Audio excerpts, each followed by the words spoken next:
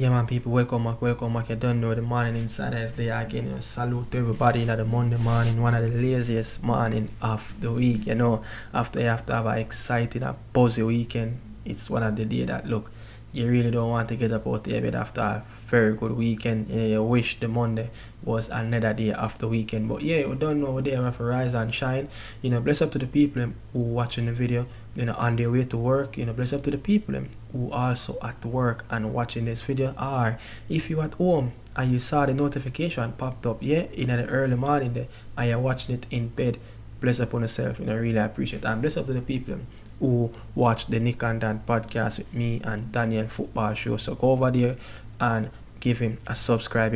We did that more the Nick and Dan podcast every Sunday around 6 p.m. or 7 p.m. Eastern time. So look, very interesting topics, but the main one is that Ravel, come back here with a lot of news. Things seems like it's getting there. Things seems like it's getting there. Nothing official as yet, but I have a very interesting clip to play, and as well I'm talking about Kaim Dixon, talking about Jamal Lowe, getting on the score sheet for his debut, for the whole Sheffield Wednesday. They run Riot and Wayne Rooney championship team. And also, you need to talk about also the legend of the game, the women's side, the Brazilian legend, the pioneer of women football, Martha. Was that her last game in the gold medal game against the US? We don't know, But, let's kick off things, I'm going to talk about the man himself, a former reggae boy, Darren Moore, the former West Brom coach, the former West Brom player as well. Look, Darren Moore currently the Port Vale manager. He got appointed around February, somewhere around February, up in that year, and he took the job from Andy Crosby. He got sacked, and they gave Darren Moore a 5.5 year contract. You don't really get 5.5 year contract in League 2, but this club was in League 1 when Darren Moore, took in charge, and look, the team got relegated. Under Darren Moore. They hire him for a long-term project, but at the end of the day, they were looking for Darren Moore to say, look, save us, don't let us go drop down to League 2, but he couldn't do the job. But Darren Moore, it's been a abysmal season. It's been a terrible season. During that run from February until May, the last game of the season, Darren Moore have lost 9 games. He have lost 9 games, and it took him around 3. It took him around 3 games to get his first win on the board. So, what happened? In his previous managerial roles, he's under a lot of pressure. Especially when you look at his percentage. His win percentage is not pretty good. You understand? So I hope Darren Moore can really get things in that. But he lost his first game over the weekend in the League 2. And guess which team beat him? The team that owned by the class of 92 Manchester United legends.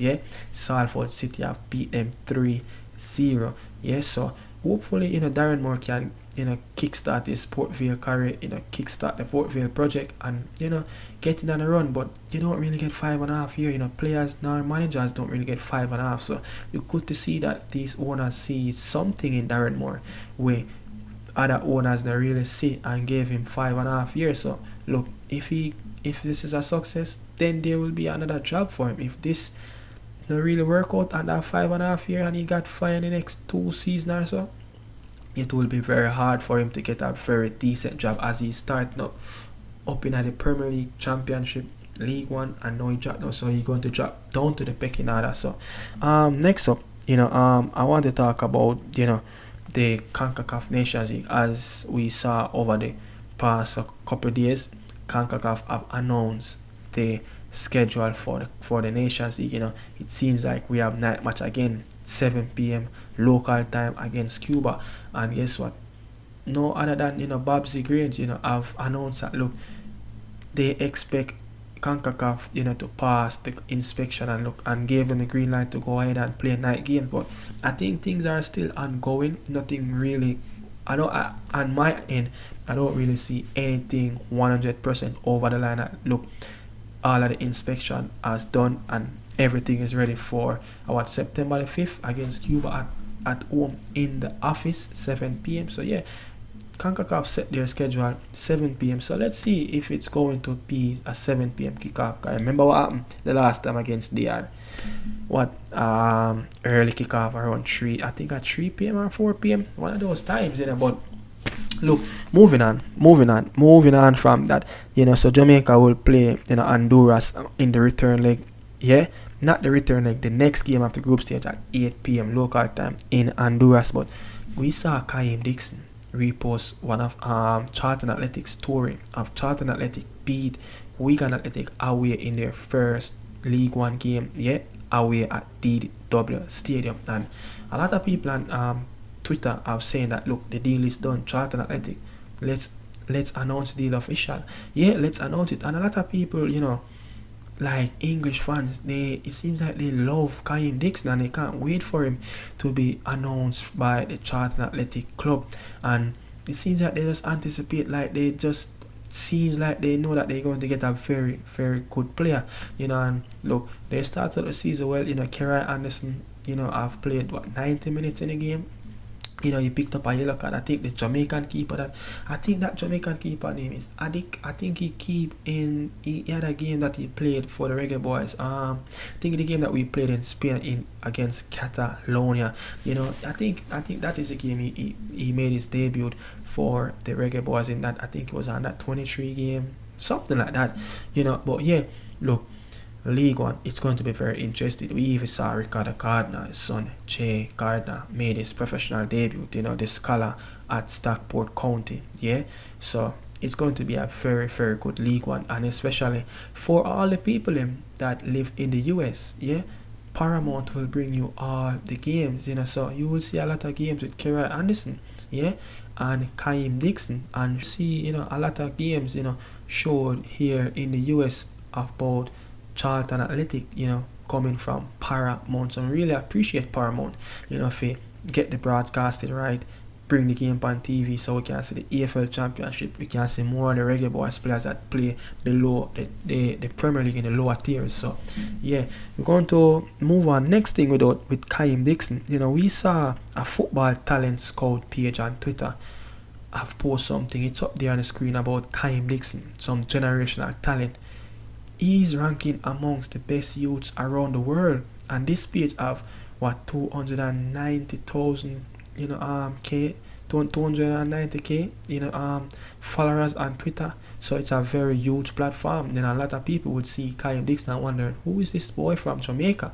So yeah, the young man make waves all around the world and all angles. So we're waiting for that official presentation for Kaim Dixon from Charlton Athletic. They will play Fleetwood Town tomorrow in the EFL Cup. Also, the big news, the big updates that you are waiting for is that Ravel Morrison. So everybody know, who is following the Ravel story, know that he played a game with the PFA 11. Also it was at Manchester United against Manchester United Youth Academy, and this special guy, his name, let's get his name. His name is Greg Robertson.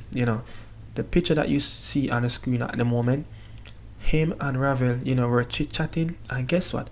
I found the clip where the podcast where they were talking about Ravel Morrison, and he was sharing certain information that Ravel have told him, like he have clubs that's inquiring about him. So let's listen to the clip and come back right here. The kind of most notable figure who I spoke to for 5 or 10 minutes after the game was Rael Morrison, who everyone knows was such a, the people speaking about him as the best young player they've ever seen. People like Rio Ferdinand and James Collins and Sir Alex Ferguson even. Yeah.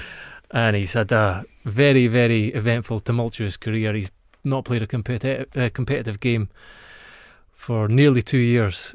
Left DC United about a year ago, where he went out there. He was brought out there by Wayne Rooney. He'd also played for Derby County under Wayne Rooney before that. He's played for Östersunds in Sweden. He's played for a team in Mexico. He's played for Lazio. Still only 31 as well. He's only 31, yeah. But he's been 2 years out of the game, and he admitted. First thing he said too was, my head really dropped because it's so hard. He's like, I came back from the States. I was on it. I got fit, and none of the things that were kind of threatening to. The opportunities that were threatening to arise really came to anything, and then my head went, and it's really difficult to maintain the sort of focus and the drive. But he's back there, and he looked quite fit, and he played 75 minutes, his first game in donkeys. Yeah.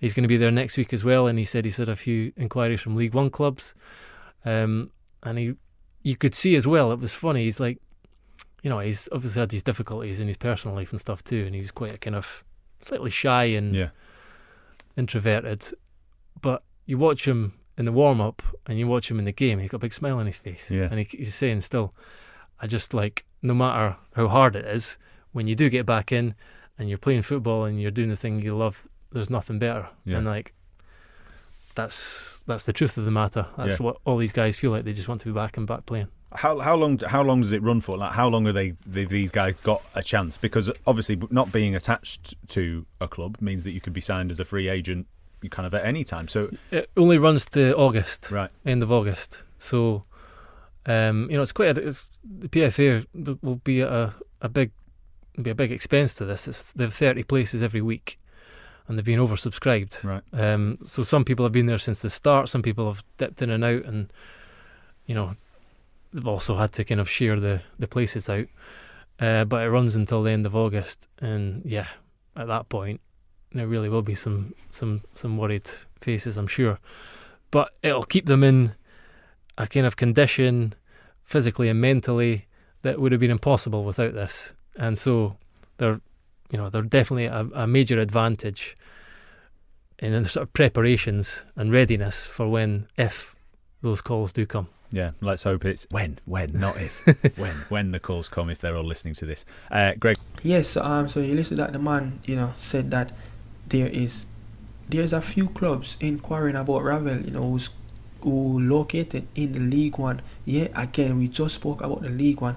Wrexham is in that league, so a lot of media hype will be around League One. Wrexham have the Hollywood owners and all of that. Their story, of how they coming from non-league football and now they're back in League One football for over 2 decades now. So it will be good. We saw Ravel play the last time at League One before he went to DC for Derby County, and that was one of his best spell, for a long time. That was his best spell, in his club career, So let's see, if things can really go according to plan, and hopefully Ravel and one of those clubs who is inquiring about him, hope he can come to an agreement, and settle on a personal terms and start to play back some football. We want to see Ravel back into the Jamaica shirt. We want to see him playing Workup qualifier. We want to see Ravel in our Workup because the talent that everyone talk about 20 years ago, 15 years ago, it need to be highlighted on a Workup stage. So let's see if we're going to get back a Rael Morrison wearing the black, green and gold, or whatever club crest he's going to put on and represent that club with the utmost respect. So next up, we're going to talk about Devante Co, another man that was the same PFA team, the unemployment team that Ravel played, last week in. Devante Co, the Andrew Cole's son, who was supposed to be representing Jamaica for some time now, but I don't know how or why, this man is not representing us as yet. Last season he was at Barnsley, you want to know that scored at 18 goals in the league. I think around 12-13 of those goals came in the first half of the season. Only 5 of those goals for Barnsley came in the turn of the new year. He signed a couple-year contract, and he was at the same PFA thing that Ravel was playing the other day. So he got a club out after a couple players got a club just by in the camp. So hopefully Ravel is one of those players will eventually get a club from that as well. So that one of the big updates, you know, for Ravel Morrison and Jamal Lowe. Yeah, Jamal Lowe, the man that scored over the weekend, you know, making his debut for Sheffield Wednesday. Yeah, the team that Deshaun Bernard, you know, re-signed. You know, a team that fight for their life in the championship last season and managed to make that escape, and they're back on track. Yeah, they're back on track, and I think they played really well. You know, they played the Wayne Rooney team, the team that Wayne Rooney is managing in the championship. Totally great. You know, look, the Sheffield team is a very good team, especially, you know, the signing of Jamal Lowe. He gave them a big push. Jamal Lowe, his last 2 very good seasons in the championship, all came for Swansea.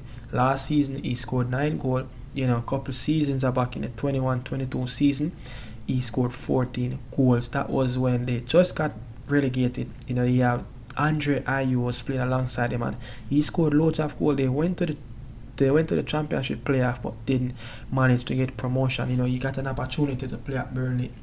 He got an opportunity to play at Bournemouth in the Premier League, you know, but things never really work out. But I think this is Jamal Lowe level. You know, I don't know. Jamal Lowe sometimes seems like you don't even want to play international football. You know, every time you see Jamal Lowe missing, you know, personal issues and all of that, you know, very good player. You know, again, you know, another player that will be looking to get on the radar of Steve McLaren as well. So this is a very big season for him. You know, everybody want to go to a Workup.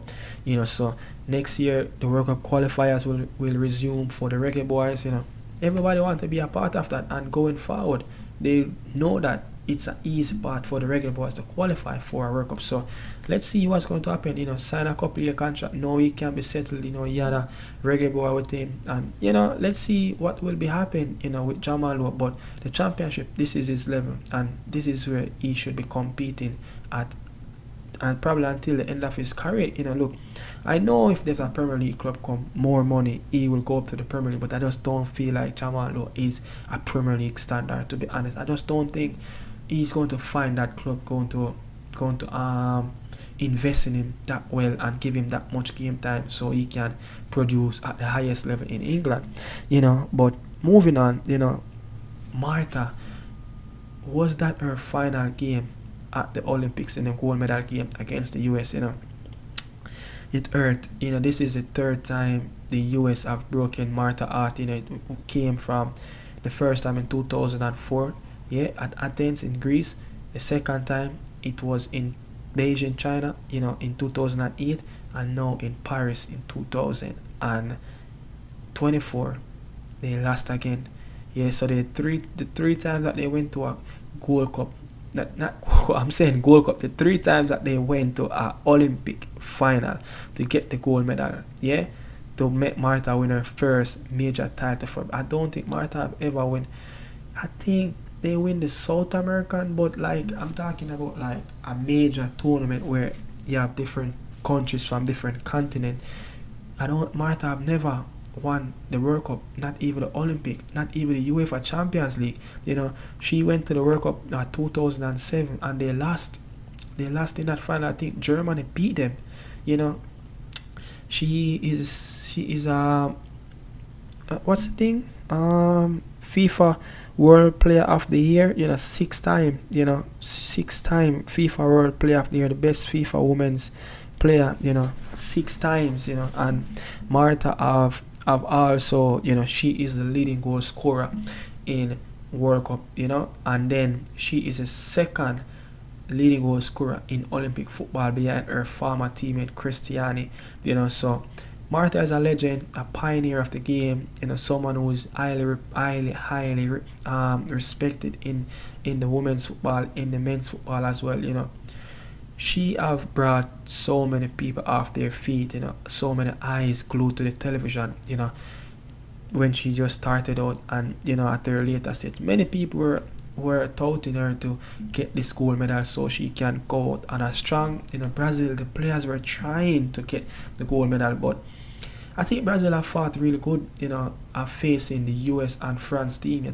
I think what the number 1 and number 3 teams, you know. unfortunately that Brazil have lost out on that Gold Cup. It's unfortunate that Brazil have lost out, on that gold medal game. But yeah, people, we have come to an end, of the Morning Insider. Bless upon yourself.